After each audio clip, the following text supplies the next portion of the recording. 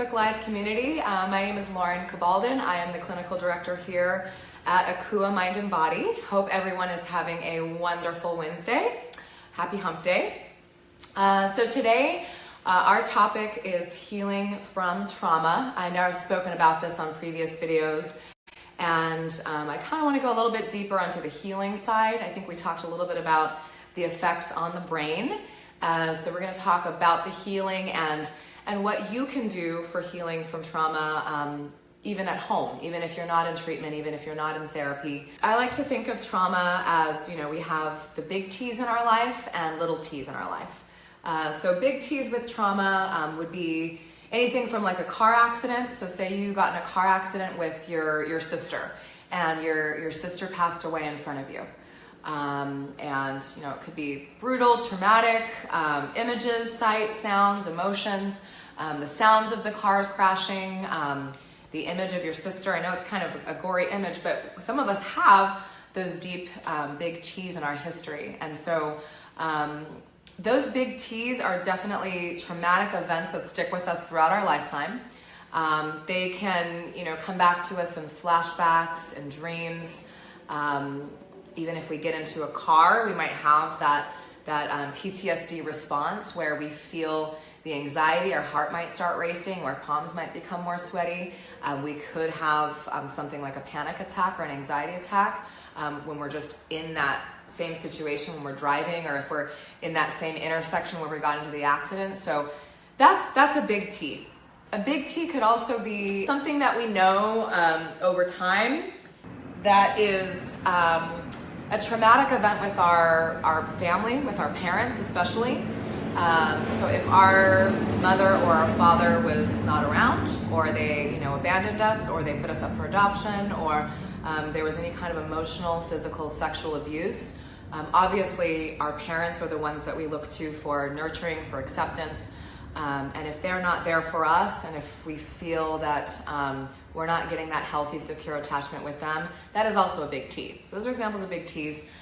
Now, what we call little T's in the psychology community can be things like,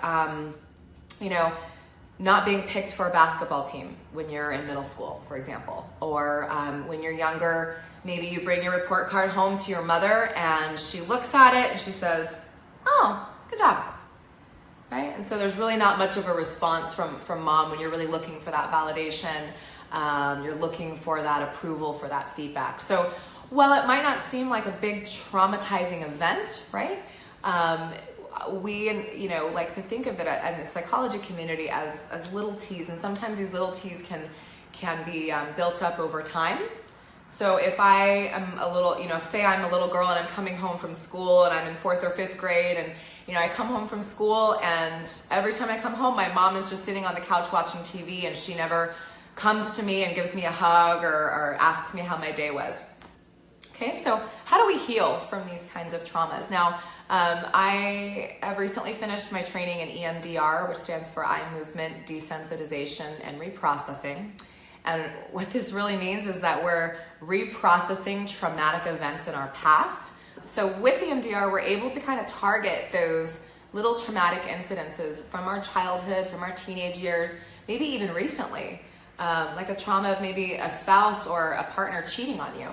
What EMDR does, it kind of connects those traumatic events and those feelings, that negative cognition that we associate with those traumatic events.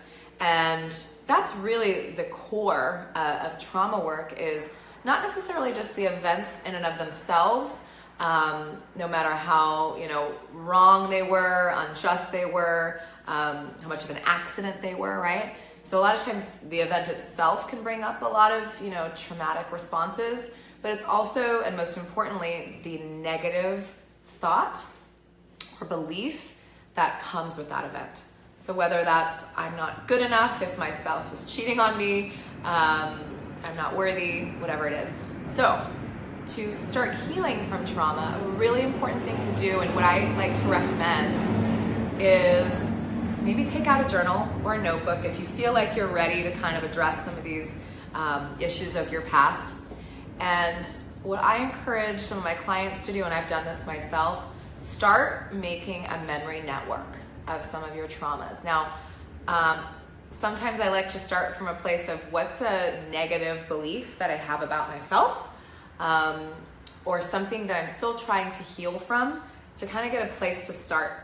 Try to kind of make that memory network. Get a sense of your big and little T's, big T's and little T's, and especially if you're working with a therapist or if you're interested in working with a therapist, it would be a good idea to maybe start doing that work before you go in to see somebody, so you can start mapping maybe where some of these insecurities or fears have come up in your life, and if they're rational and if they're valid, okay? So the next step, once we kind of take a look at some of these memory networks, whether they're big T's or little T's, right?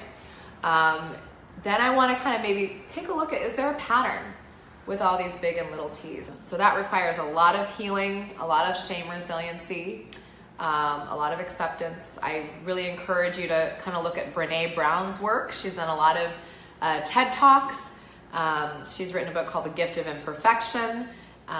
She does a lot of work on shame resiliency, so I highly recommend looking into that if that's something that you want to kind of heal from. So I hope that was a helpful little introduction. So healing sometimes gets more painful before it becomes a relief. So I encourage you to stick with it. Be in power, be in control. You dictate when you're ready. But I highly recommend, seeking a good trauma therapist, coming into treatment if you need it. I recommend EMDR or brain spotting. Do some research on those two modalities. Those are modalities we do offer here at Akua. So hopefully that was helpful. Be gentle on yourself today. Be grateful for the life that you have today. And send you guys lots of love and light. Thank you.